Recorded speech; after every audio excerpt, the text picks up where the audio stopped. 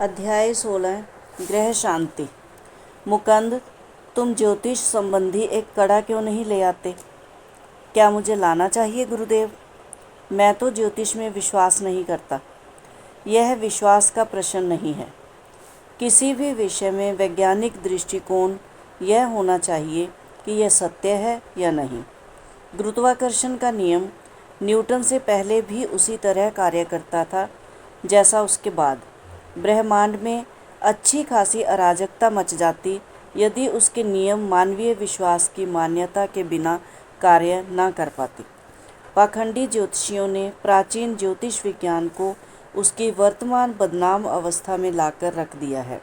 गणितीय और दार्शनिक दोनों ही दृष्टियों से ज्योतिष शास्त्र इतना विराट है कि गहरी समझ वाले व्यक्ति के अतिरिक्त कोई उसे ठीक से समझ ही नहीं सकता। यदि मूर्ख और अज्ञानी लोग ग्रह तारों के संकेतों को समझ नहीं पाते और अर्थ का अनर्थ करते हैं तो यह इस अपूर्ण जगत में अपेक्षित ही है। ऐसे ज्ञानियों के साथ ज्ञान को भी मिथ्या नहीं मान लेना चाहिए। सृष्टि के सभी अंग एक दूसरे से जुड़े हुए हैं और एक दूसरे पर प्रभाव डालते हैं। परस्पर आदान प्रदान ही ब्रह्मांड की संतुलित लयबद्ध गति का मूल आधार है। मेरे गुरु कहते गए, मनुष्य को अपने मानवीय स्तर पर दो प्रकार की शक्तियों का सामना करना पड़ता है। प्रथम, पृथ्वी, जल, अग्नि, वायु, आकाश के सम्मिश्रण से उसके भीतर उत्पन्न होने वाली क्षुब्धता। द्वितीय, प्रकृति की बाहरी विघटनकारी शक्तियाँ। जब तक मनुष्य अपनी मानवीय सीमाबद्धता के साथ संघर्षरत रहता है तब तक पृथ्वी और अंतरिक्ष के असंख्य परिवर्तनों का प्रभाव उस पर पड़ता रहता है। ज्योतिष विद्या में ग्रहों के प्रभाव के अंतर्गत मनुष्य की क्या प्रतिक्रिया होगी इसका अध्ययन किया जाता है। ग्रह नक्षत्रों में से कोई दया या कोप का सचेत भाव नहीं होता। वे तो केवल धनात्मक एवं ऋणात्मक किरणें उत्सर्जित करते हैं। अपने आप में ये मानव जाति को कोई लाभ या हानि नहीं पहुंचाते, किंतु मनुष्य द्वारा अतीत में कार्यान्वित किए गए कार्यकरण के संतुलन को स्थापित करने के लिए बाहरी स्तर पर कार्य प्रणाली का एक विधिवत माध्यम प्रस्तुत करते हैं। बच्चा ऐसे दिन और ऐसे क्षण में ही जन्म लेता है जब ग्रह नक्षत्रों की किरणों का उसके व्यक्तिगत कर्मों के साथ संपूर्ण गणितीय तालमेल बैठ जाता है। उसकी जन्म कुंडली उसके अपरिवर्तनीय अतीत और उस अतीत के संभावित भावी परिणामों को दर्शाने वाली एक चुनौतीपूर्ण आलेखन होती है। परंतु जन्म कुंडली का सही अर्थ केवल अंतःप्रज्ञा ज्ञान से संपन्न व्यक्ति ही लगा सकते हैं और ऐसे लोग बहुत कम होते हैं। जन्म के क्षण में अंतरिक्ष में स्पष्ट रूप से चिन्हांकित हो जाने वाले संदेश का उद्देश्य भाग्य को अति महत्व देना नहीं है, बल्कि विश्व नियमों के इन बंधनों से छूट जाने के लिए मनुष्य की इच्छा शक्ति को जगाना है। उसने जो कुछ किया है उसे वह मिटा भी सकता है। उसके जीवन में अभी जो भी परिणाम सामने आ रहे होते हैं उनके कारणों को उकसाने वाला भी वही था। वह किसी भी सीमा को पार कर सकता है, क्योंकि प्रथम तो उस सीमा का सृजन उसने स्वयं अपने कर्मों से ही किया है और फिर उसके पास आध्यात्मिक संसाधन है जो किसी ग्रह नक्षत्र के दबाव में नहीं होते। ज्योतिष शास्त्र के प्रति अंधी श्रद्धा व्यक्ति को यंत्रवत बना देती है, जो अपने हर कार्य के लिए यांत्रिक मार्गदर्शन का दास बन जाता है। बुद्धिमान मनुष्य सृष्टि के बदले सृष्टा में अपनी निष्ठा रखकर अपने ग्रहों को अर्थात अपने अतीत को मात दे सकता है। जितना अधिक परमात्मा के साथ अपनी एकात्मकता का उसे ज्ञान होता है उतना ही प्रकृति का उस पर प्रभाव कम होता है। आत्मा सदैव मुक्त है, वह अमर है क्योंकि वह अजन्मा है। उस पर ग्रह नक्षत्र कभी शासन नहीं कर सकते। मनुष्य आत्मा है और उसे शरीर मिला हुआ है, और जब वह स्वयं को इस रूप में जान जाता है तब ग्रह नक्षत्रों के समस्त विवशताकारी योग कुयोगों को पीछे छोड़ देता है।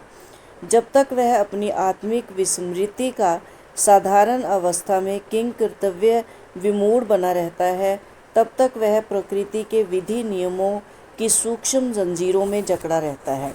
ईश्वर स्वयं सामंजस्य है। उसके साथ जो भक्त अपना सुर मिला लेता है वह कदापि कोई गलत काम नहीं कर सकता। उसके सारे कार्यकलाप अपने आप ही ज्योतिषीय नियम के अनुसार सही समय पर होंगे।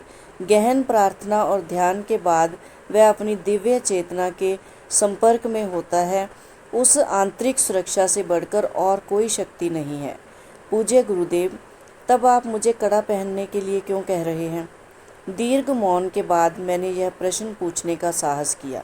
मैं श्री युक्तेश्वर जी के ज्ञान गर्भित स्पष्टीकरण को आत्मसात करने का प्रयास कर रहा था, जिसमें निहित विचार मेरे लिए एकदम नए थे। जब यात्री अपने गंतव्य स्थान पर पहुंच जाए, उस समय यदि वह नक्शों को फेंक देता है तब वह ठीक है। यात्रा के दौरान तो उसे जो भी सुविधाजनक छोटा रास्ता मिले वह ले लेना चाहिए। प्राचीन ऋषियों ने माया में मानव के निर्वास की अवधि को कम करने के अनेक तरीके ढूंढ निकाले। कर्म नियमों में ऐसे भौतिक घटक हैं जिन्हें ज्ञान की उंगलियों से कुशलतापूर्वक इधर उधर करके अपने अनुकूल बनाया जा सकता है। मनुष्य के सारे दुख कष्ट किसी न किसी प्रकार से प्रकृति के नियमों का उल्लंघन करने के कारण ही पैदा होते हैं। शास्त्र कहते हैं कि मनुष्य को प्रकृति के नियमों का पालन करना चाहिए, पर साथ ही ईश्वर की सर्वशक्तिमत्ता में भी उसे अविश्वास या संदेह नहीं होना चाहिए। उसे यह कहना चाहिए, प्रभु, आप में मेरा पूर्ण विश्वास है और मैं जानता हूँ कि आप मेरी सहायता करेंगे, परंतु मैं भी अपनी ओर से अपनी भूलों का परिमार्जन करने का पूरा प्रयास करूँगा। अनेक उपायों द्वारा, जैसे प्रार्थना द्वारा, इच्छा शक्ति द्वारा, योग साधना द्वारा, संतों के साथ सत्संग द्वारा, ग्रह शांति करने वाले कणों को पहनने के द्वारा गत कर्मों के प्रतिकूल प्रभावों को कम किया जा सकता है या उन्हें पूरा ही काट दिया जा सकता है। जिस प्रकार घर के ऊपर तांबे की छड़ लगाकर घर पर गिरने वाली बिजली से घर को बचाया जा सकता है, उसी प्रकार देह मंदिर को भी कुछ विशिष्ट उपायों से बचाया जा सकता है। विश्व में निरंतर विद्युत और चुंबकीय किरणों का संचार होता रहता है। ये किरणें मानव शरीर पर अच्छा या बुरा प्रभाव डालती हैं। युगों पूर्व हमारे ऋषि मुनियों ने सूक्ष्म वैश्विक किरणों के प्रतिकूल प्रभावों का सामना करने की समस्या पर गहन चिंतन किया। तब उन्हें यह पता चला कि शुद्ध धातुएं एक ऐसे सूक्ष्म प्रकाश की किरणों का उत्सर्जन करती हैं जो ग्रहों के प्रतिकूल प्रभावों को निष्फल करने की प्रचंड शक्ति रखती हैं। जड़ी बूटियों के कई संयोग भी यह काम कर सकते हैं, परंतु इन सब में सबसे अधिक प्रभावशाली हैं 2 रत्ती से अधिक वजन के दोष रहित रत्न। ज्योतिष के प्रत्यक्ष बचावात्मक उपायों के विषय में भारत के अलावा कहीं और बहुत ही कम अध्ययन हुआ है। यह तथ्य बहुत कम लोग जानते हैं कि योग्य रत्नों, धातुओं और जड़ी बूटियों के संयोगों से भी कोई लाभ नहीं होता यदि वे आवश्यक वजन के ना हों और यदि उन्हें इस तरह ना धारण किया जाए कि वे त्वचा का स्पर्श करते रहें। गुरुदेव, मैं अवश्य ही आपका सुझाव मानकर कड़ा ले आऊँगा। किसी ग्रह को मात देने के विचार से ही मेरा रोम रोम पुलकित हो रहा है। सामान्य प्रयोजन के लिए तो मैं सोना, चांदी और तांबे से बना कड़ा पहनने के लिए कहता हूँ, परंतु तुम्हारे लिए किसी विशेष कारणवश मैं चाहता हूँ कि तुम चांदी और शीशे से बना कड़ा पहनो। श्री युक्तेश्वर जी ने इसके विषय में ध्यान रखने की अन्य बातें भी बताईं। गुरुजी, विशेष कारणवश से आपका क्या मतलब है? ग्रह तुम्हारे प्रति कुछ अमैत्रीपूर्ण रुख अपनाने जा रहे हैं मुकंद। डरो मत, तुम सुरक्षित रहोगे। 1 महीने के आसपास तुम्हारा यकृत तुम्हें गहरी पीड़ा देने वाला है। विधि लेख के अनुसार इस रोग को 6 महीने रहना है, परंतु ग्रह शांति का कड़ा पहनने से यह अवधि घटकर 24 दिन हो जाएगी। दूसरे ही दिन मैं एक जौहरी के पास पहुंच गया और शीघ्र ही मेरा कड़ा बनकर तैयार हो गया। मेरा स्वास्थ्य अति उत्तम था। गुरुदेव की भविष्यवाणी मेरे दिमाग से निकल भी गई। वे काशी में कुछ दिन रहने के लिए श्री रामपुर से चले गए। हमारे उस वार्तालाप के 30 दिन बाद यकृत के आसपास मुझे अचानक पीड़ा होने लगी। उसके बाद के कुछ सप्ताह भयंकर यातना के दुस्वप्न की भांति गुजरे। गुरुदेव को इसके लिए कष्ट देने की मेरी इच्छा नहीं थी, अतः मैंने सोचा कि इस यातना को मैं स्वयं ही हिम्मत करके सहन कर लूँगा। परंतु 23 दिन की भयंकर यातना ने मेरे संकल्प को कमज़ोर कर दिया और काशी जाने के लिए मैं रेलगाड़ी पर सवार हो गया। वहाँ श्री युक्तेश्वर जी अस्वाभाविक उत्साह और प्रेम के साथ मुझसे मिले, परंतु अकेले में अपनी पीड़ा उन्हें बताने का कोई अवसर उन्होंने मुझे नहीं दिया। उस दिन अनेक लोग उनके केवल दर्शन के लिए वहां आए। रुग्ण और उपेक्षित अवस्था में मैं एक कोने में बैठा रहा। रात को भोजन के बाद ही सारे अतिथियों से छुट्टी मिली। तब मेरे गुरु ने मुझे उस घर की अष्टकोणी बालकनी में बुलाया। तुम अवश्य अपनी यकृत पीड़ा के संबंध में यहाँ आए होगे। मेरी ओर ना देखते हुए श्री युक्तेश्वर जी बालकनी में चहलकदमी कर रहे थे और यदा कदा चांद के और मेरे बीच में आ जाते थे। मुझे देखने दो, तुम 24 दिनों से बीमार हो, है ना? जी गुरुदेव। मैंने तुम्हें पेट का जो व्यायाम सिखाया है उसे करो। गुरुदेव, आप यदि जानते कि मुझे कितनी पीड़ा हो रही है तो मुझसे व्यायाम करने के लिए ना कहते, किंतु फिर भी मैंने उनकी आज्ञा का पालन करने का क्षीण सा प्रयास किया। तुम कहते हो तुम्हें पीड़ा है, मैं कहता हूँ तुम्हें कोई पीड़ा नहीं है। ये परस्पर विरोधी बातें एक साथ सच कैसे हो सकती हैं? मेरे गुरु ने मेरी ओर प्रश्नार्थक दृष्टि से देखा। मैं स्तंभित हो गया और फिर आनंद युक्त स्वस्थता से विभोर हो गया। अब उस पीड़ा का कहीं लवलेश मात्र भी नहीं था जिसने कई सप्ताहों तक मुझे सोने भी नहीं दिया था। श्री युक्तेश्वर जी के मुख से शब्द निकलते ही रोग इस प्रकार लुप्त हो गया जैसे कभी हुआ ही ना हो। कृतज्ञता से भरकर मैं उनका चरण स्पर्श करने के लिए झुकने लगा, परंतु उन्होंने तुरंत मुझे रोक दिया। बचपना मत करो, खड़े हो जाओ और गंगा पर चमकते चांद के सौंदर्य का आनंद लो। किंतु जब मैं उनके साथ खड़ा हो गया तब उनकी आंखें खुशी से चमक रही थीं।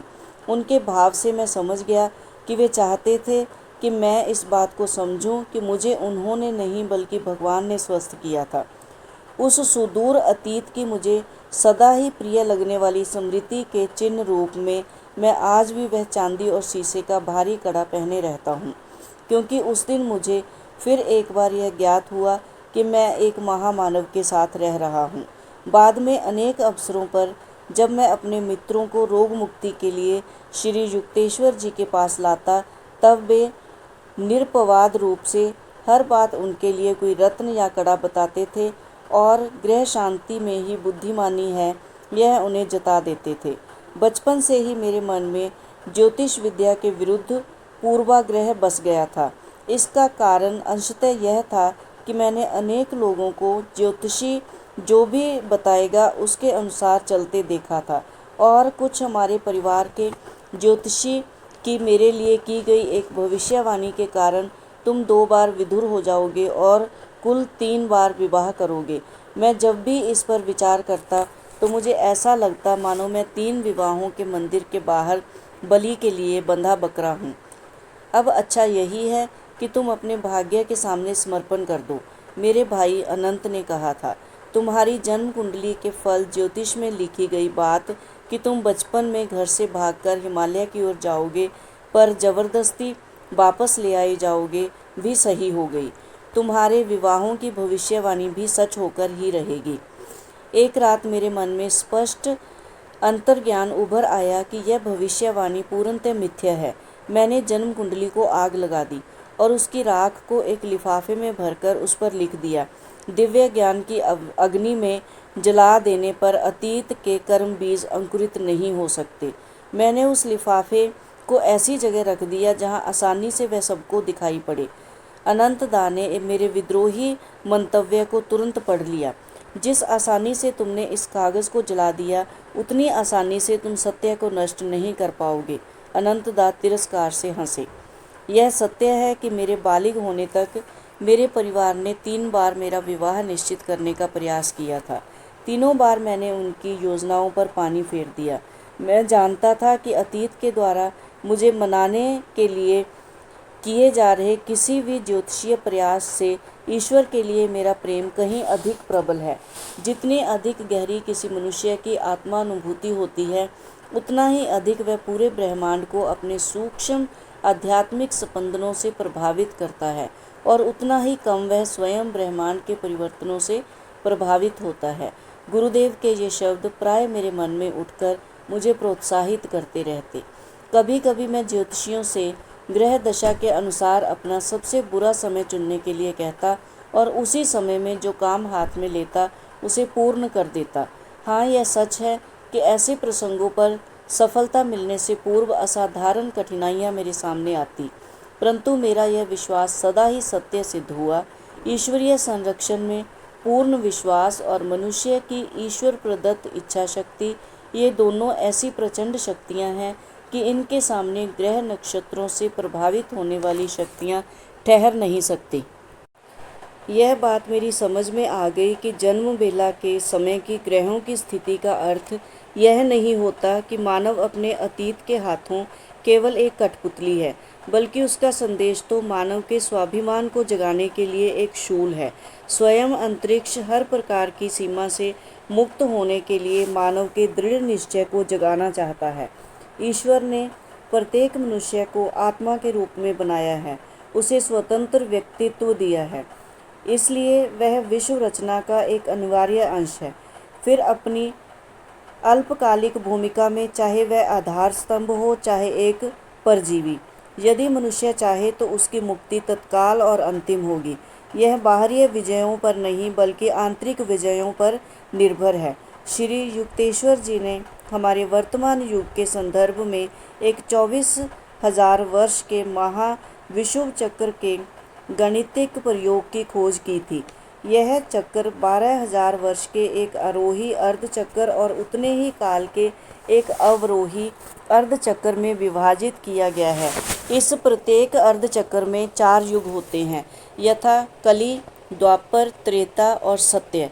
ये 4 नाम यूनानी विचारधारा के लौह, कांस्य, रौप्य और स्वर्ण युग के समानार्थी हैं। मेरे गुरु ने विभिन्न गणितीय गणनाओं से यह निश्चित किया कि आरोही अर्धचक्र का कलयुग या लौह युग ईस्वी सन 500 के लगभग शुरू हुआ। लौह युग, जिसकी अवधि 1200 वर्ष होती है, भौतिकतावादी काल होता है। यह ईस्वी सन 1700 के लगभग समाप्त हुआ। उस वर्ष द्वापर युग शुरू हुआ। विद्युत शक्ति और अणुशक्ति के विकास का यह युग 2400 वर्षों का होता है।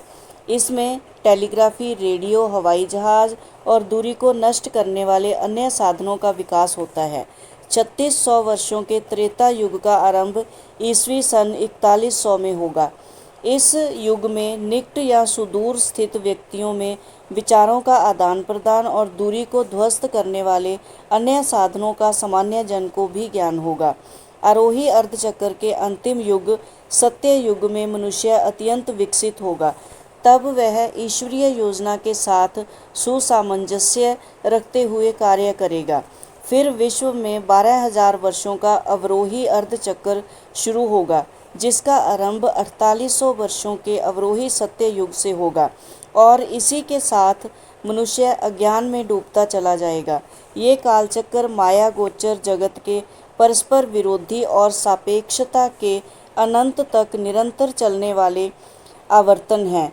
जैसे जैसे मनुष्य एक एक करके सृष्टा के साथ अपनी अटूट दिव्य एकता की चेतना में जागते हैं, वैसे वैसे वे प्रकृति के द्वैत की कारागार से मुक्त होते जाते हैं। गुरुदेव ने न केवल ज्योतिष शास्त्र के बल्कि विश्व के अनेकों धर्मशास्त्रों के ज्ञान के बारे में मेरी समझ में विस्तार किया। पवित्र धर्मशास्त्रों को अपने मन के निर्मल स्वच्छ ऑपरेशन टेबल पर रखकर वे अंतः प्रेरणात्मक बुद्धि के चाकू से उनका विच्छेदन कर उनमें अंतर्वेशित हुई पंडितों की गलत व्याख्याओं को दृष्टा महात्माओं द्वारा व्यक्त किए गए मूल सत्यों से पृथक कर सकते थे। नाक के सिरे पर दृष्टि स्थिर करो।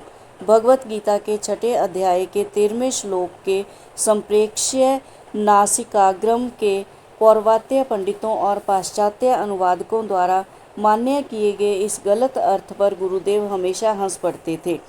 योगी का मार्ग वैसे ही काफ़ी विचित्र है, वे कहते थे।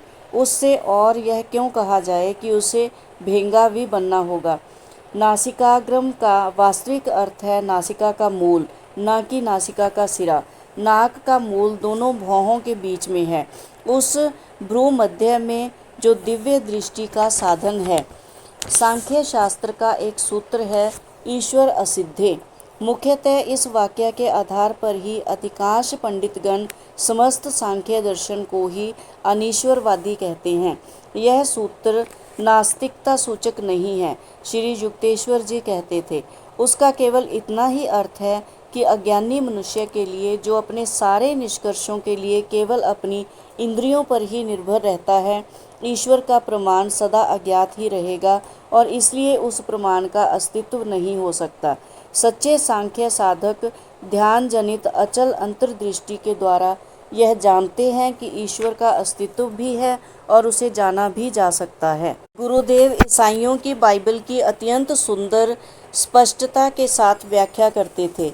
ईसाई सदस्यता की नामावली को पूर्णतः अपरिचित अपने हिंदू गुरु से मैंने बाइबल के अमर सत्व को पहचानना और ईसा के उस वचन की सत्यता को समझना सीखा, जो मानव वाणी द्वारा उच्चरित समस्त वचनों में निश्चय ही सबसे अधिक रोमांचक दृढ़ता से भरा हुआ था। स्वर्ग और पृथ्वी का लोप हो जाएगा, पर मेरे शब्दों का कभी लोप नहीं होगा। भारत के महान सिद्धजन उन्हीं देवतानुरूप आदर्शों के आधार पर अपना जीवन जीते हैं, जिन्होंने ईसा मसीह को प्रेरित किया था, और यही लोग ईसा के सगे संबंधी हैं, जिनके बारे में उन्होंने कहा था, जो भी स्वर्ग में स्थित मेरे पिता की इच्छा का पालन करेगा, वही मेरा भाई, बहन और माता है। ईसा ने कहा था, यदि तुम मेरे शब्दों का पालन करोगे तो तुम सचमुच मेरे शिष्य हो, तब तुम सत्य को जान पाओगे और सत्य तुम्हें मुक्त कर देगा। स्वयं अपने स्वामी बन चुके भारत के जीवनोन्मुक्त योगी मुनि उस अमर बिरादरी का हिस्सा हैं, जिसके सदस्य उस एक ही परमपिता का मुक्तिदायक ज्ञान प्राप्त कर लेते हैं। यह आदम और हव्वा की कहानी मेरी समझ में नहीं आती। इस दृष्टांत को समझने के लिए मेरे प्रारंभिक प्रयासों के बीच एक दिन मैंने काफ़ी गर्म होकर कहा, ईश्वर ने न केवल उस दोषी दंपत्ति को बल्कि निर्दोष भावी पीढ़ियों को भी क्यों दंडित कर दिया। मेरे अज्ञान से अधिक मेरी उग्रता से गुरुदेव को हंसी आ गई। बाइबल की उत्पत्ति नामक पुस्तक में गहरी प्रतीकात्मकता भरी है। इसकी शब्दशः व्याख्या करने से कुछ भी समझ में नहीं आ सकता। उन्होंने समझाया, उसमें जिस जीवन वृक्ष का उल्लेख है वह मानव शरीर है। मेरुदंड उल्टे किए गए वृक्ष के समान है, जिसमें मानव के केश उसकी जड़ें हैं और अंतर्वाही और बहिर्वाही नाड़ियाँ उस वृक्ष की शाखाएं हैं। नाड़ी तंत्र के इस वृक्ष में आनंद देने वाले अनेक फल लगते हैं, अर्थात शब्द, स्पर्श, रस, रूप, गंध के संवेदन। इनका आनंद लेने की मनुष्य को पूरी छूट थी, परंतु उसे शरीर के मध्य में स्थित सेब रूपी काम सुख का अनुभव लेने से मना किया गया था। उसमें सर्प मेरुदंड में कुंडली मारकर बैठी कुंडलिनी शक्ति का प्रतिनिधित्व करता है, जो कामेंद्रिय से संबंधित नाड़ियों को उत्तेजित करती है। आदम विवेक है और हव्वा भावना है। जब किसी भी मनुष्य में भावना या हव्वा मानसिकता पर काम वासना हावी हो जाती है, तब उसका विवेक या आदम भी विनिष्ट हो जाता है। ईश्वर ने अपनी इच्छा शक्ति के बल से पुरुष और स्त्री के शरीरों का निर्माण कर मानव जाति का सृजन किया। उसने इस नवश्रेष्ठ जाति को उसी निष्कलंक या दिव्य तरीके से संतान उत्पत्ति करने की शक्ति प्रदान की, चूँकि तब तक विलग आत्मा के रूप में परमात्मा की अभिव्यक्ति नैसर्गिक प्रवृत्तिबद्ध और विवेकहीन पशुओं तक ही सीमित थी। अतः ईश्वर ने प्रथम मानव शरीरों का सृजन किया, जिन्हें प्रतीकात्मक रूप से आदम और हव्वा कहा जाता है। इन शरीरों में उसने लाभप्रद उन्नति कारक क्रम विकास के उद्देश्य से दो पशुओं की आत्माओं को या उनके दिव्य सत्व को प्रस्थापित कर दिया। आदम या पुरुष में विवेक का और हव्वा या स्त्री में भावना का प्राधान्य था। इस प्रकार गोचर सृष्टि में विद्यमान दैत्य या ध्रुवत्व की अभिव्यक्ति हुई। विवेक और भावना तब तक परस्पर सहयोग के आनंद के स्वर्ग में रहते हैं, जब तक मानव मन पशु वृत्ति वाली सर्प शक्ति या काम वासना के बहकावे में नहीं आता। अतः मानव शरीर केवल पशुओं के क्रम विकास का परिणाम मात्र नहीं है, बल्कि ईश्वर के विशेष सृजन से उत्पन्न हुआ था। पशु शरीर इतने अविकसित थे कि पूर्ण ईश्वरत्व की अभिव्यक्ति उनमें नहीं हो सकती थी। केवल मानव को ही सर्वशक्तिमत्ता की संभावना से युक्त सहस्त्रदल कमल मस्तिष्क में दिया गया। साथ ही मेरुदंड में आध्यात्मिक शक्ति के पूर्ण जागृत गुप्त केंद्र दिए गए। अस्तित्व में आए उस प्रथम नर नारी युगल में विद्यमान ईश्वर या ईश चैतन्य ने उन्हें सब इंद्रियानुभूतियों का सुख लेने के लिए कहा, केवल एक को छोड़कर, यौन अनुभूति। यह मनाही इसलिए की गई थी कि मानव जाति वंश वृद्धि की निकृष्ट पशु पद्धति में उलझ कर न रह जाए। सुप्त अवस्था में स्थित पाश्विक स्मृतियों को न जगाने की चेतावनी की उपेक्षा की गई। संतानोत्पत्ति की पाश्विक पद्धति को पुनः अपनाकर आदम और हव्वा मूल संपूर्ण मानव में सहज ही विद्यमान स्वर्गीय आनंद की अवस्था से गिर गए। जब उन्हें ज्ञात हुआ कि वे नग्न थे, तब जैसा कि उन्हें ईश्वर ने पहले ही सावधान किया था, उनकी अमरता की चेतना खो गई। उन्होंने स्वयं ही अपने को जड़ सृष्टि के नियम के अधीन कर दिया था, जिसमें जन्म लेने वाले शरीर की मृत्यु निश्चित रूप से होती है। सर्प ने हव्वा को जिस अच्छे बुरे के ज्ञान का वचन दिया था, उसका अभिप्राय द्वैत भाव और परस्पर विरोधी अनुभवों से है, जो माया के अधीन जीने वाले सभी जीवों को सहने ही पड़ते हैं। अपनी भावना और विवेक या हव्वा और आदम चैतन्य के दुरुपयोग से माया के भ्रम जाल में गिरकर मनुष्य दिव्य आत्मनिर्भरता की स्वर्गीय वाटिका में प्रवेश करने का अपना अधिकार खो बैठता है। प्रत्येक मानव प्राणी का यह व्यक्तिगत दायित्व है कि वह अपने माता पिता या द्विमुखी प्रकृति को एकता के तालमेल में या ईडेन में पुनः प्रतिष्ठित करे। जब श्री युक्तेश्वर जी का प्रवचन समाप्त हुआ तो मैंने नई श्रद्धा के साथ जेनेसिस के पृष्ठों पर पुनः दृष्टि डाली। मैंने कहा, गुरुदेव, आज प्रथम बार मैं आदम और हव्वा के प्रति संतान का यथोचित दायित्व अनुभव कर रहा हूँ। अध्याय 16 समाप्त।